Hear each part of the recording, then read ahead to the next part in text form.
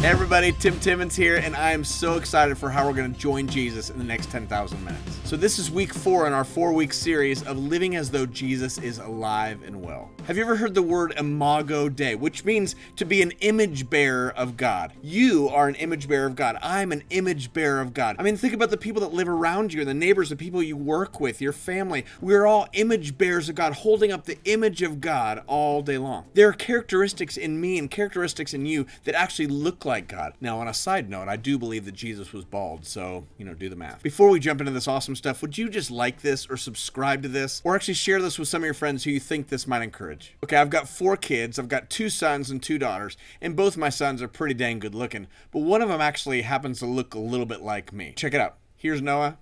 Here's me. Now, it's hard being this good looking, so just, I don't know, get used to it, okay? Noah is an image bearer of his father. He actually looks like me, he talks like me, he acts like me. There are parts of my personality that are starting to come out in him. Noah is an image bearer of his father. Now, there's a difference between being an image bearer and a representer of.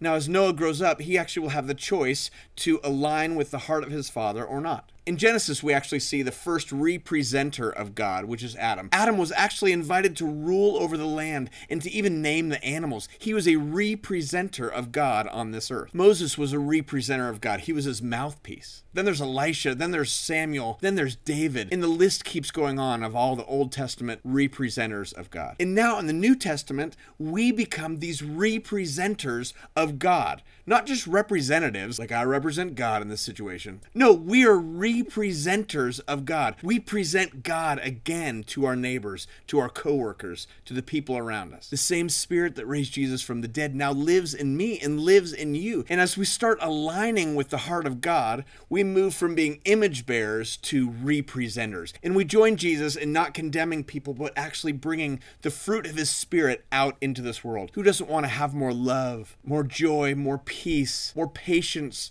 kindness, goodness, faithfulness, gentleness, self-control? The more often that we align with the heart of God, the more often the fruit of his Spirit starts coming out into our world. This is actually me all day long, kind of veering off of his heart and then realigning. Prayer is really us realigning to the heart of God all day long. There was once this bald guy named Timmons that wrote this song called Starts With Me. And the whole point of the song was that me being a representer of Jesus actually had to start with me, that I would align my heart with God all day long. And as I align and realign my heart back to the heart of God, then my heart, my words, and my actions start representing the heart, the words, and the actions of Jesus. We're not representing a religion that Jesus never started. We are merely representing the God that lives inside of us and wants to love through us. I love this in Romans 8:28. And we know that in all things God works together for the good of those who love him and that were called according to his purpose, the stuff that he's actually at work doing. And then it says that he's conforming us